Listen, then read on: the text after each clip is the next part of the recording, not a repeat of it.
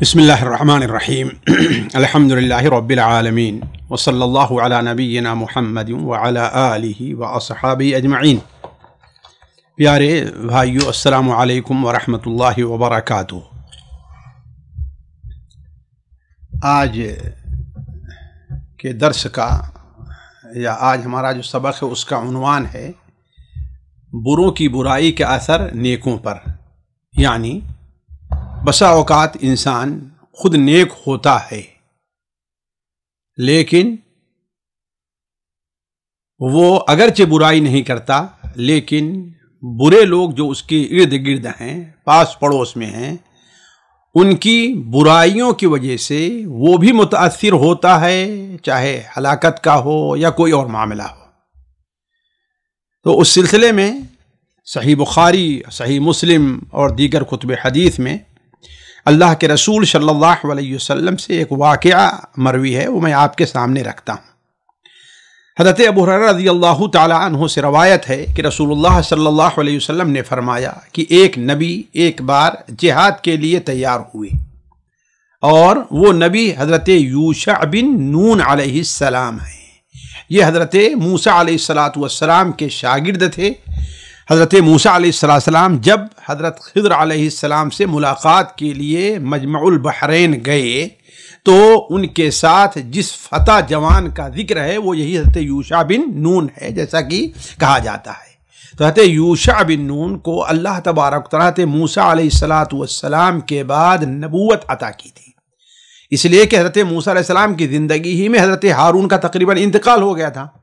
تو بنو اسرائیل کی خصوصیت یہ تھی کہ کلما مات نبی قام نبی مقامہ، بنو اسرائیل کی قیادت کرتے تھے انبیاء، جب کسی نبی کا انتقال ہوتا دوسرے نبی کو اس کی جگہ پر اللہ تبارک و تعالیٰ رکھ دیتا تھا۔ تو حضرت یوشع بن نون جہاد کے لیے تیار ہوئے۔ نکلنے سے قبل اپنی قوم کو خطاب کرتے ہوئے کہا کہ دیکھو، ہمارے ساتھ جو چل رہے ہو، لیکن تین قسم کے جو لوگ ہیں انہیں میرے ساتھ نہیں جانا ہے۔ پہلا وہ شخص ہے جس نے کسی عورت سے شادی تو کر لی ہے اور رخصتی کے انتظار میں ہے۔ دوسرا وہ شخص ہے جس نے گھر تو بنایا ہے، گھر اس نے بنا لیا ہے، لیکن گھر مکمل نہیں ہے، اس کی چھت ابھی نہیں ڈالی ہے، دیواریں اٹھا لی ہیں لیکن ابھی چھت اس کی ڈالی نہیں، یعنی ناقص ہے۔ تیسرا وہ شخص ہے جس نے کسی بکری کو یا اونٹنی کو خریدا ہے اور وہ کیا ہے، بالکل بچہ جننے والی ہے اور انتظار میں ہے کہ آج یا کل جو ہے وہ بچہ جنے۔ یہ تین قسم کے جو لوگ ہیں وہ میرے ساتھ نہیں جائیں گے۔ پہلا وہ شخص ہے جس نے شادی کی ہے، نکاح کر لیا ہے، لیکن رخصتی کے انتظار میں ہے۔ دوسرا وہ شخص جس نے چھت ڈالی ہے لیکن جو گھر بنایا ہے، دیوار کھڑی کی ہے لیکن چھت ڈالنے کے انتظار میں ہے۔ اور تیسرا وہ شخص ہے کہ جس کا جانور اونٹنی ہے یا بکری ہے، بچہ دینے والی ہے۔ کیوں؟ اس لیے کہ ظاہر بات ہے ان کی وجہ سے انسان کو اطمینان رہے گا۔ اس اعلان کے بعد وہ نبی اپنی فوج کو لے کر کے نکلے اور ان کا مقصد اریحہ یعنی بیت المقدس کو فتح کرنا تھا۔ اریحہ یعنی بیت المقدس۔ بیت المقدس آپ جانتے ہیں کہ موسیٰ علیہ السلام اور آپ کی قوم بنی اسرائیل یہ مصر میں تھی۔ موسیٰ علیہ السلام فرعون اور اس کے ظلم سے بھاگے تو ان کا رخ کہاں تھا؟ مصر کی طرف تھا۔ لیکن جب بیت المقدس کے قریب پہنچے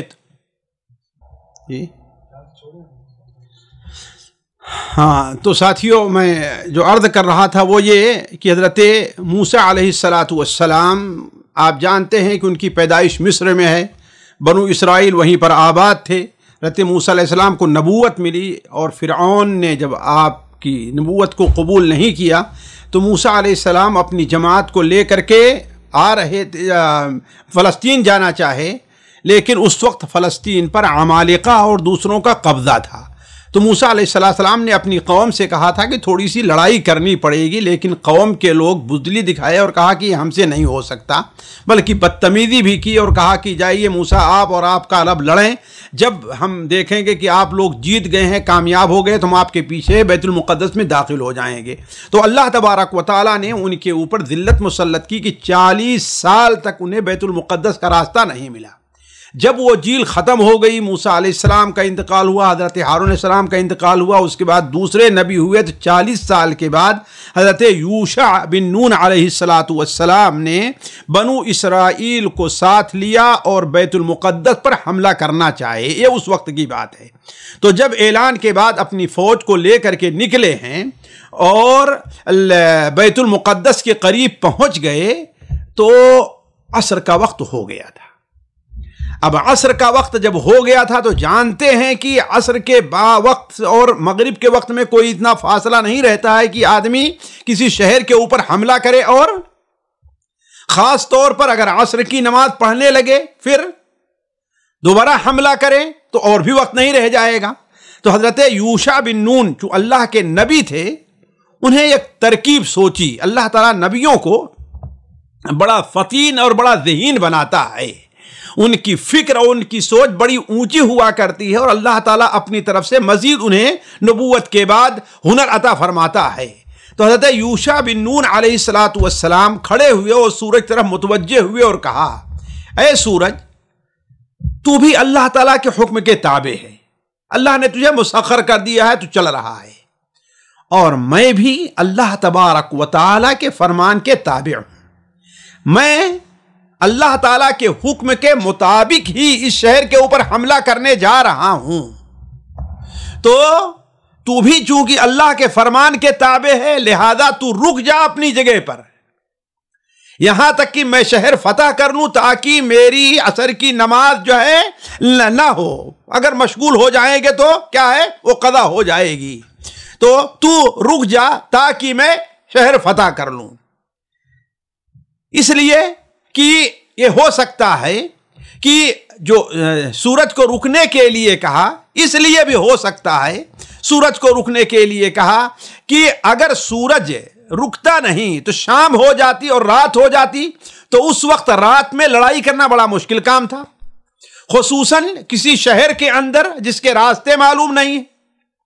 اور اگر یہ بھی ہو سکتا ہے کہ اللہ کے نبی جو چلے تھے وہ جمعہ کا دن رہا ہو، اگر سورج ڈوب گیا تو ہفتے کا دن آ جائے گا، اور ہفتے کے دن کی تعظیم بنو اسرائیل کے اوپر واجب تھی کہ اس دن حتیٰ کی تجارت، لڑائی کرنا تو بہت دور کی بات ہے، حتیٰ کی تجارت، حتیٰ کی مچھلی بھی شکار نہیں کر سکتے تھے۔ تو اس لیے اللہ تعالیٰ سے دعا کی، سورج کو خطاب کر کے اللہ تعالیٰ کے حکم سے فرمایا کہ تو اپنی جگہ پر رک جا، اس وقت تک نہ ڈوب جب تک کہ ہم شہر کو فتح نہ کر لیں۔ چنانچہ سورج اپنی جگہ پر رک گیا، اور سورج اس نبی کے علاوہ کسی اور کے لیے نہیں رکا تھا۔ سورج ڈوبنے سے پہلے انہوں نے شہر کو فتح کر لیا۔ جب شہر کو فتح کر لیا اور مال غنیمت کو جمع کیا، تو اس وقت اللہ تبارک و تعالی کا یہ نظام تھا کہ مال غنیمت میں جو سونا، چاندی وغیرہ اس قسم کی چیزیں ملتی، ساز اور سامان، گلے، سبزی، درخت اور حیوانوں کے علاوہ جو یہ چیزیں ملا کرتی تھی، ان چیزوں کو ایک جگہ رکھا جاتا، پھر انتظار کرتے لوگ کہ آگ آئے اور اسے جلا دے۔ یہ اس بات کی علامت تھی کہ ان کی جہاد، ان کا جہاد اور ان کا یہ عمل اللہ کے نزدیک مقبول ہے، جیسا قرآن مجید میں ہے کہ لولا یاتینا بقربان تاکلہن النار۔ اللہ کے رسول صلی اللہ علیہ وسلم سے لوگ یہودی مطالبہ کرتے تو ہمارے یہاں نبیوں کے نبی ہونے کی علامت تھی کہ ہم جہاد کرتے تو اس وقت آگ آتی، اس کو جلا دیتی، ہماری جہاد کی قبولیت کی علامت تھی، لیکن آپ کے ساتھ یہ معاملہ نہیں ہے۔ تو جب مال غنیمت جمع کیا گیا اور لوگ بیٹھے انتظار کر رہے تھے کہ آگ آسمان سے آئے اور اسے جلا دے، لیکن انتظار ہی ہے، آگ آئی اور کنارے رک گئی، جلا نہیں رہی۔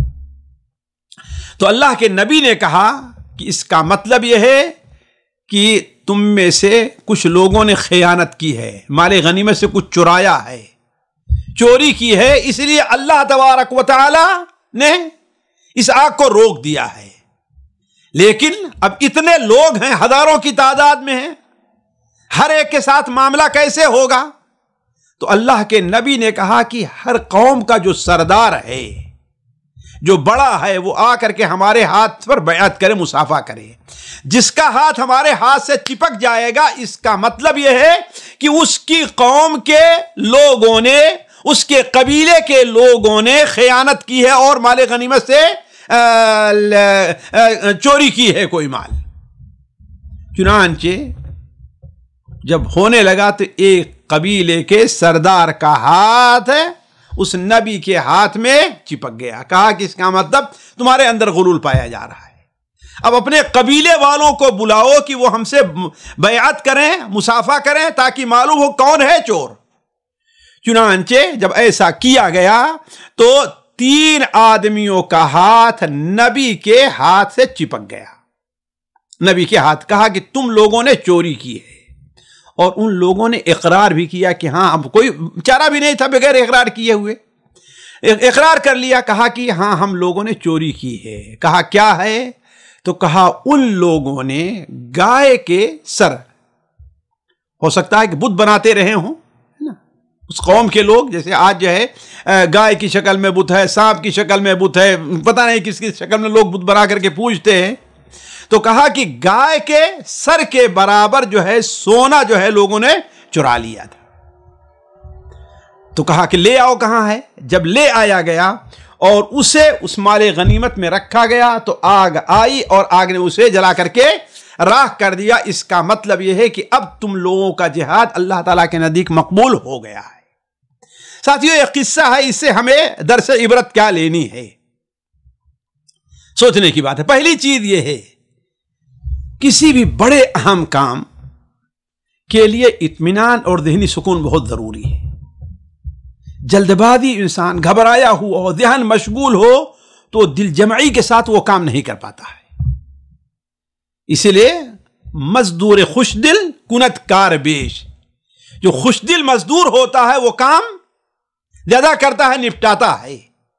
اور اگر جو ہے اسے ڈر ہے کہ میری مزدوری تو ملے گی نہیں، بیگاری کی طرح کرے گا، دیکھے کہ لوگ دیکھ رہے ہیں جلدی کام کرے گا، اور نہیں تو نہیں۔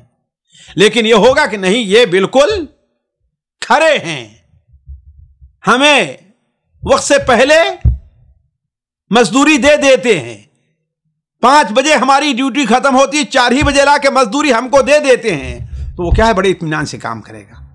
اسی لیے آپ دیکھیں گے کہ اگر کسی آدمی کو بھوک لگی ہو یا اسے قضاء حاجت کی ضرورت ہے تو اس کے لیے رخصت ہے کہ وہ جماعت سے بھی نماز نہ پڑھے، بعد میں نماز پڑھے، کھانا کھا لے، اپنی بھوک مٹا لے، تب اس کے بعد نماز پڑھے۔ اسی لیے انسان جب بھوکا رہتا ہے تو سنت کیا ہے کہ پہلے روزہ افطار کرے، پھر جا کر کے نماز پڑھے۔ اللہ کے رسول سنت یہی رہی ہے۔ تو آپ صلی اللہ علیہ وسلم نے ہمیں یہ تعلیم دی ہے جو اس حدیث وقت مل رہا ہے۔ اسی لیے مائی عائشہ بیان فرماتی ہیں کہ ہم نے اللہ کے رسول صلی اللہ علیہ وسلم سے سنا کہ لا یصلی بحضرۃ الطعام ولا وهو يدافع الاخبثان، کھانا حاضر ہے تو کھانا کھا کر کے نماز پڑھے، نہ یہ کہ انسان کو بھوک لگی ہے، اب کھڑے ہوگا تو اس کی پوری توجہ کہاں رہے گی؟ کھانے میں رہے گی، یا یہ رہے گا کچھ لوگ ایسا لوگ کہ آئے اور کھانا کھا جائیں، میں بھوکے رہ جاؤں، مجھے ملے ہی نہیں۔ اسی طریقے سے اگر پیشاب اور پیخانے کی ضرورت ہے تو یہ نہیں کہ دبا کر کے بیٹھا رہے نماز پڑھے، نہیں، پہلے فارغ ہو جائے تاکہ آ کے اطمینان سے نماز پڑھے۔ دوسرا فائدہ ساتھیو، دنیا کی لالچ انسان کے ذہن پر اگر سوار رہے تو وہ کوئی بھی کام ثابت قدمی اور پائیداری سے نہیں کرتا ہے، کسی کام کے انجام میں یہ چیز رکاوٹ بنتی ہے۔ تیسرا فائدہ جو بڑا اہم ہے، سورج اور چاند، بلکہ ساری دنیا کا جو ایک نظام ہے، اللہ تعالیٰ نے ایک نظام بنایا، اسی پر یہ چل رہے ہیں۔ لیکن اللہ تبارک تعالیٰ جب چاہتا ہے مصلحت کے پیش نظر تو اس کے میں اندر تبدیلی پیدا کر دیتا ہے۔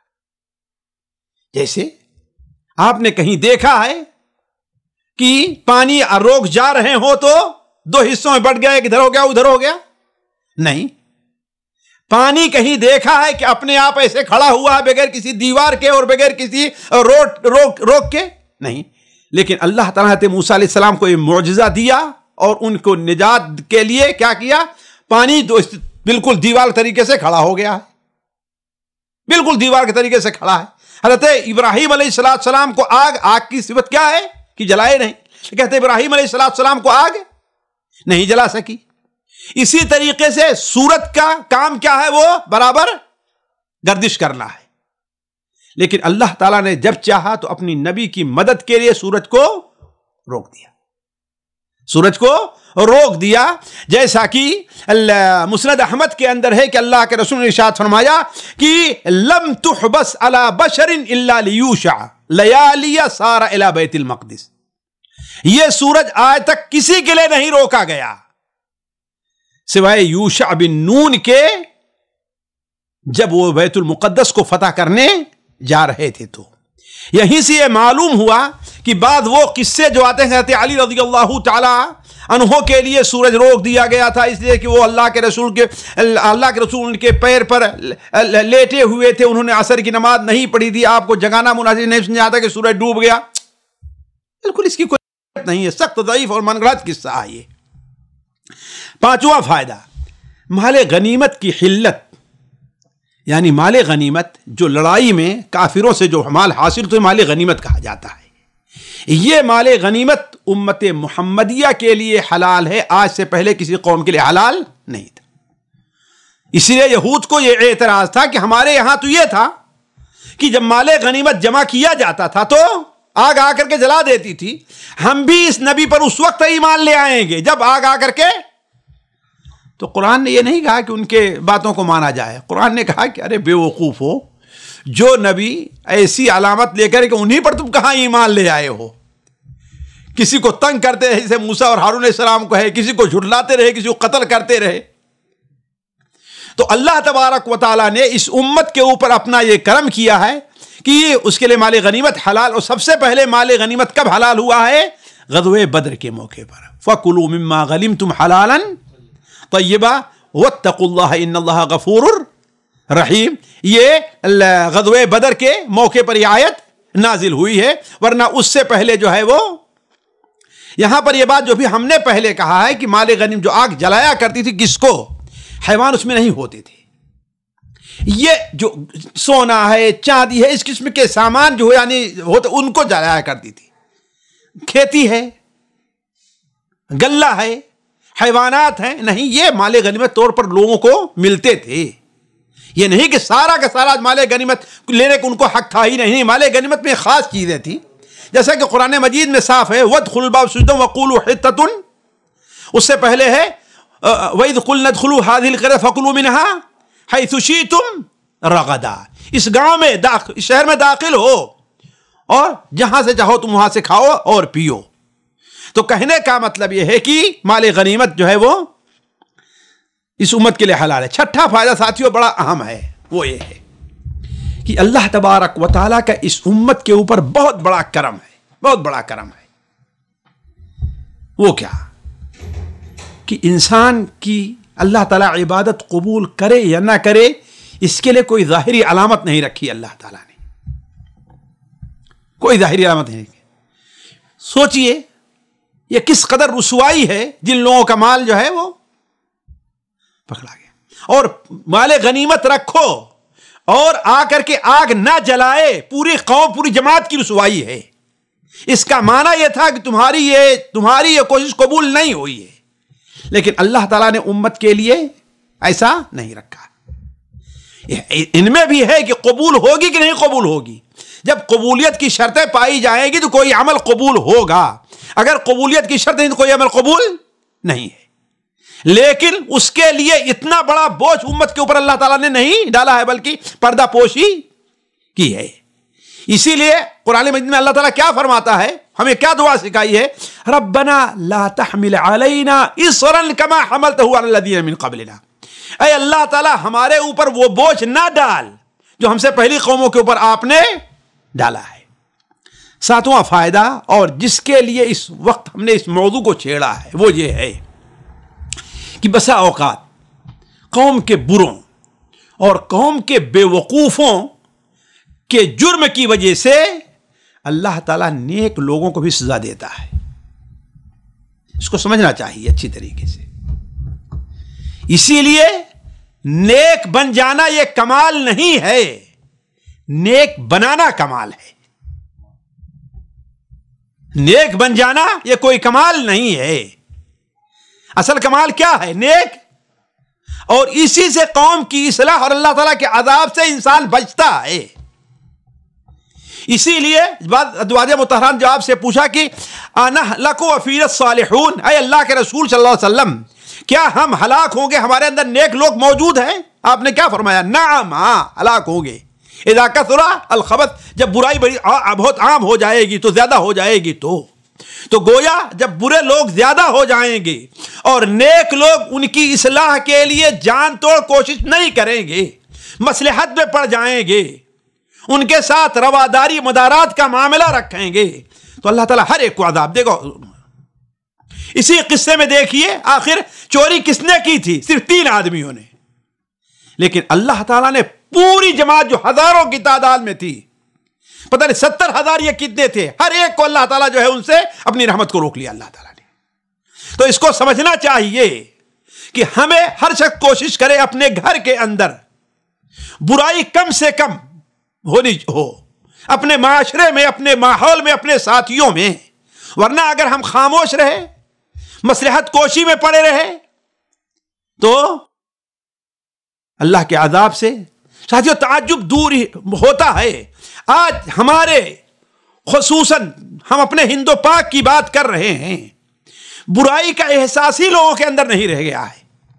اس کا ایک مظہر میں بتاؤں کہ دیکھیے آج ہمارے ہاں جلسے اتنا نہیں جتنا مشاعرے ہو رہے ہیں، اور کوئی مشاعرہ ایسا نہیں ہوتا جس میں نیم عریاں، سر کھلے ہوئے ہیں، عورت مکمل زیب و زینت کے ساتھ ہے اور آ کر کے غزل پڑھ رہی ہے، لوگوں کو، جوانوں کو ابھار رہی ہے.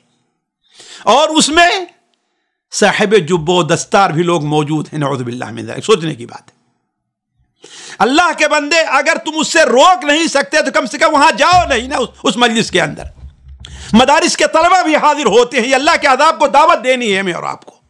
ہم اور آپ دعوت دے رہے ہیں مدارس ایسے لوگوں کو، چاہے وہ مشاعرے ہند و پاک میں ہو رہے ہیں، عرب دنیا میں ہو رہے ہیں، جیسے کہ دبئی کے اندر قطر وغیرہ میں ہوا کرتے ہیں مشاعرے، یا اور دنیا میں ہو رہے ہیں جہاں مرد شاید جتنے مرد شاعر بلائے اتنے ہی عورتیں شاعر بھی بلائی جاتی ہیں اتنی.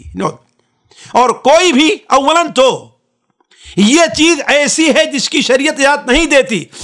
اسلام تو اس کی بھی اجازت نہیں دیتا کہ ہاں عورت نماز پڑھ رہے ہیں، لوگ تو سبحان اللہ کہہ کر کے جواب دے جائے کہ اسٹیج کے اوپر کامل زینت کے ساتھ آئے اور نظم غزلیں پڑھ رہی ہے، جذبات ابھار رہی ہے لوگوں کے، اس کی اجازت کیسے ملے گی؟ نعوذ باللہ من ذالک.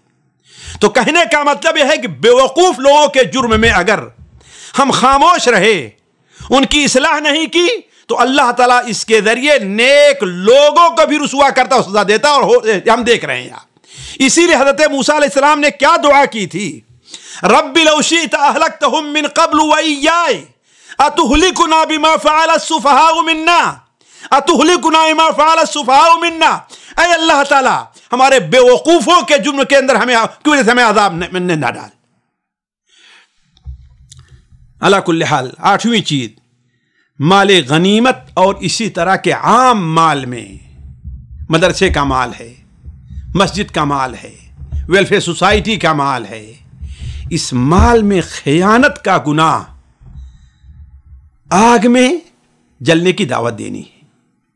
ذرا سوچیں، وہ مال، وہ آگ جو یہ بتانے آئی تھی کہ ہاں تمہاری عبادت قبول ہے اور تم عبادت قبول ہوگی، اس کا مطلب تم جنت کے اندر جاؤ گے، وہ آگ کیسے رک گئی ہے؟ اس لیے کہ وہ مال اس لائق نہیں تھا، وہ عمل نہیں تھا. اسی لیے اگر کوئی اس میں سے چوری کر رہا ہے تو گویا یہاں وہ آگ اس مال کو نہیں جلائی ہے تو کہاں جلائے گی؟ اس کو آخرت میں جلائے گی. اسی لیے وقت نہیں ہے کہ میں تفصیل سے رکھوں. صحیح بخاری اور صحیح مسلم حضرت ہریرہ کی ایک حدیث ہے کہ نبی کریم خدمت کرنے والا ایک شخص ہے، آپ کی خدمت کرنے والا کوئی دوسرا نہیں، نبی صلی اللہ علیہ وسلم خدمت کرنے والا ایک غلام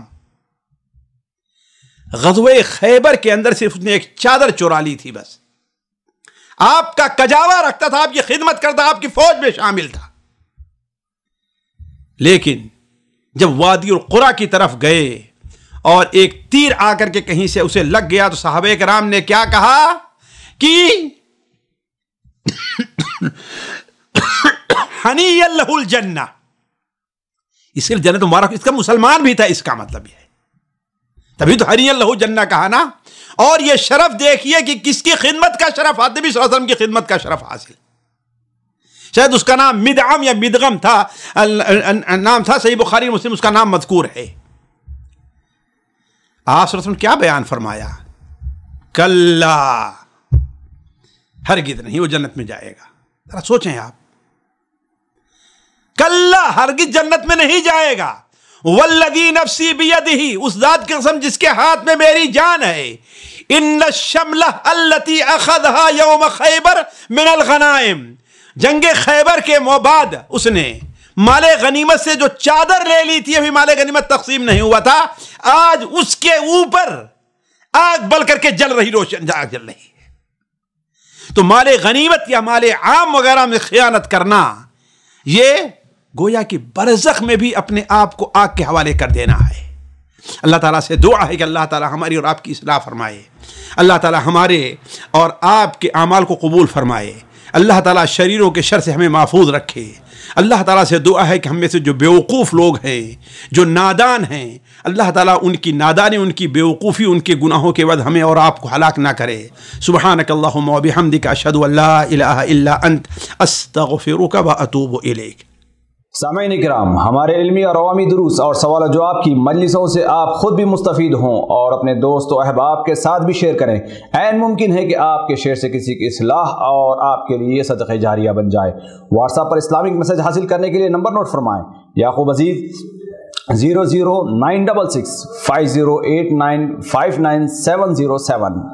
واٹس ایپ سوال و جواب گروپ میں ایڈ ہونے کے لیے نمبر نوٹ فرمائیں: عبدالسلام عمری 00966 502627 نمبر بھیجتے ہوئے نام اور پتہ ضرور لکھیں۔ اسی طرح ہمارے یوٹیوب چینل اسلامی دعویٰ کو ضرور سبسکرائب کریں تاکہ ہماری ہر نئی اور اہم ویڈیو کی اطلاع آپ کو فوری حاصل ہو جائے۔ تمام دروس، مقالات اور سوال و جواب سیریز کے لیے ہماری مشہور ویب سائٹ www.islamidawah.com کا مشاہدہ کرتے رہیں۔ السلام علیکم ورحمۃ اللہ وبرکاتہ۔